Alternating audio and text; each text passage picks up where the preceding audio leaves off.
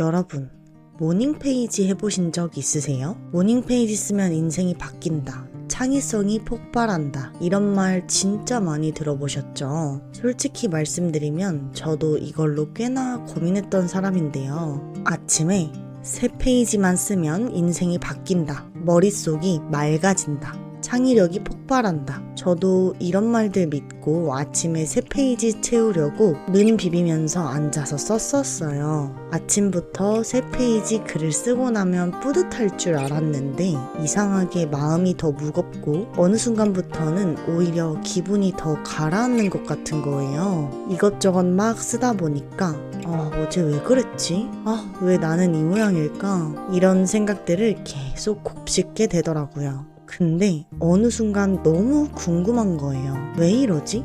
이게 나만 그런 건가? 그래서 논문까지 찾아봤습니다. 그리고 알게 됐어요. 모닝페이지가 누구에게나 좋은 건 아니라는 걸요. 오늘 영상에서는 왜 제가 처음에 실패했는지, 그리고 어떻게 하면 모닝페이지가 독이 아니라 약이 될 수 있는지, 저는 어떻게 쓰고 있는지까지 낱낱이 말씀드릴게요. 영상을 끝까지 보시면 모닝페이지를 계속 할지 말지 결정하실 수 있을 거고요. 한다면 어떻게 해야 인생이 진짜로 바뀌는지 훨씬 명확해지실 겁니다. 안녕하세요, 리첼린입니다. 혹시 모닝페이지가 뭔지 모르시는 분들이 계실까봐 먼저 모닝페이지가 뭔지 간단히 설명드릴게요. 아티스트 웨이라는 책에서 소개된 방법인데 방법 자체는 아주 간단합니다. 아침에 일어나자마자 노트에 손으로 3페이지를 의식의 흐름대로 쓰는 거예요. 배고프다, 어제 그 사람 짜증나네, 이런 식으로 맞춤법, 논리 상관없이 의식의 흐름대로 써내려가는 거예요. 아무 생각 없이 일단 3페이지를 쓰는 거죠.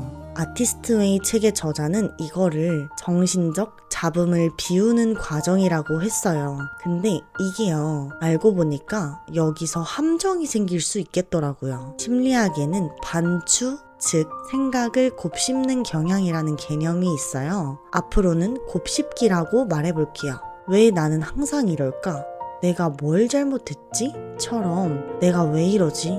왜 우울하지? 왜 나는 안 될까? 이런 것들을 반복적으로 생각하게 되는 건데요. 모닝페이지에서 강조하는 아무 생각 없이 쓰기가 자칫 이 곱씹기를 유발할 수 있는 거예요. 자기 비판적인 질문에 빠지면 우울감과 불안이 오히려 심해질 수 있거든요. 특히 지금 힘든 시기를 겪고 있거나 완벽주의 성향이 있는 분들한테는 더욱이요. 그럼 모닝페이지가 효과가 없다는 건가요? 이런 질문이 자연스럽게 떠오르는 분들도 계실 거예요. 아니요, 효과는 있습니다. 텍사스 대학교의 한 연구에 따르면 하루 15분에서 20분 정도 자기 생각과 감정을 솔직하게 쓰는 것만으로도 스트레스가 줄어들고 심지어 면역 기능까지 좋아졌다고 해요. 계속 머릿속에 맴도는 생각들, 예를 들면 금요일 답장해야 되는데 내일 일정 어떡하지?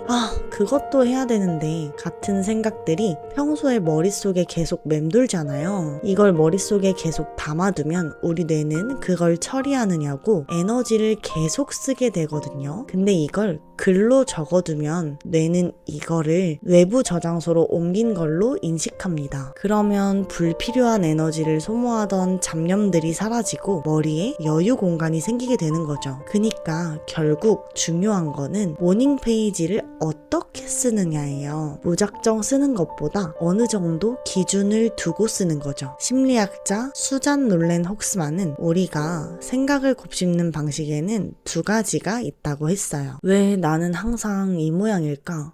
왜 이렇게 나는 못났을까? 같은 부정적인 방식은 우울감을 심화시키고 이 감정은 왜 생겼지? 어떻게 해결할 수 있을까? 같은 건강한 성찰은 장기적으로 도움이 된다고 말했어요. 즉, 모닝페이지에서 말하는 일단 생각나는 대로 쓰기가 부정적인 방식으로 가면 독이 되고 건강한 성찰 방향으로 가면 약이 되는 거예요. 같은 감정에 대해 쓰더라도 어떻게 쓰느냐에 따라 결과가 완전히 달라질 수 있는 겁니다. 정리해보자면 그냥 무작정 쓰기만 하면 다 좋아진다는 건 건 사실 반쪽짜리 진실이었던 거예요. 그래서 모닝 페이지를 제대로 효과 보면서 하려면 방법보다 먼저 알아야 할 기준이 있어요. 단순히 쏟아내기만 하면 마음이 편안해지는 게 아니라 오히려 부정적인 생각들이 더 심해질 수도 있거든요. 저도 한동안은 일기를 쓰면서 오히려 마음이 무거워지는 게 제 문제인 줄로만 알았었어요. 근데 너무 답답한 마음에 저만의 방식대로 일기 쓰는 법을 조금씩 바꿔보기 시작했거든요. 단순히 감정을 쏟아내는 걸 넘어서 질문을 던지고 답을 찾아가는 과정을 추가해 본 거죠. 그런데 이번에 이 영상을 준비하면서 자료들을 찾아보고 공부해 보니까 제가 시행착오 끝에 정착한 그 방식이 심리학적으로도 정말 건강한 방법이었더라고요. 저 역시도 같은 고민을 했던 사람으로서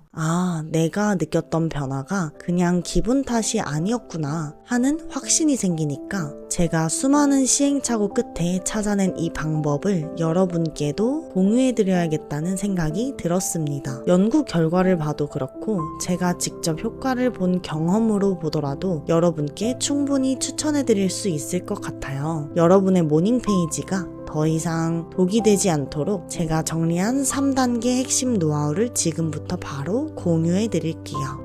1단계 쏟아내기. 일단 처음에는 기존 방식대로 머릿속 잡념을 다 쓰세요. 짜증난다, 걱정된다, 어제 그 말 왜 했을까? 뭐든 좋아요. 일단 머리를 비우는 게 목적이니까요. 2단계 분리하기. 여기가 핵심이에요. 방금 쓴 내용 중에서 가장 마음이 쓰이는 문장을 골라서 질문해 보세요. 이건 사실이야? 아니면 내 해석이야? 과연 이걸 친구가 겪었다면 난 뭐라고 해줄까? 1년 후에 나는 이걸 어떻게 볼까? 이런 식으로 질문을 해보면 자연스럽게 관점 전환이 돼요. 감정에서 한 발짝 떨어져서 생각으로 넘어가는 거죠. 약간은 의식의 상태에서 내가 쓴 글을 객관적으로 다시 보는 겁니다. 3단계 선긋기. 마지막으로 2단계에서 관점 전환을 해서 봤던 것들 중에 통제할 수 있는 것과 없는 것 사이에 명확하게 선을 그어보세요. 예를 들어 금리가 올라서 내 집 마련이 힘들 것 같다는 불안함이 있다면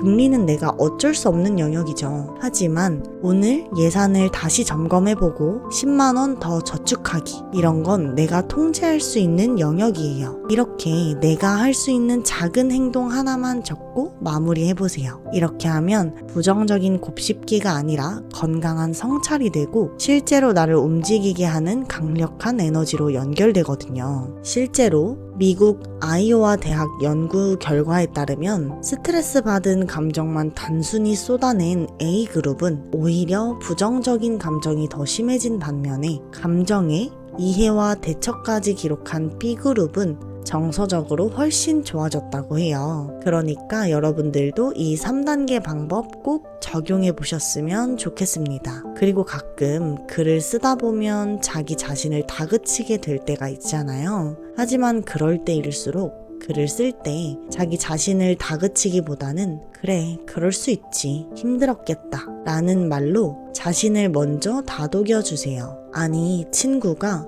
힘들다고 고민 상담하면 우리 보통 야, 너 왜 그래? 정신 차려. 이렇게 차갑게 말 잘 안 하잖아요. 남들에게 친절한 것만큼 가장 고생하고 있는 자기 자신한테도 조금만 더 친절하게 대해주셨으면 해요.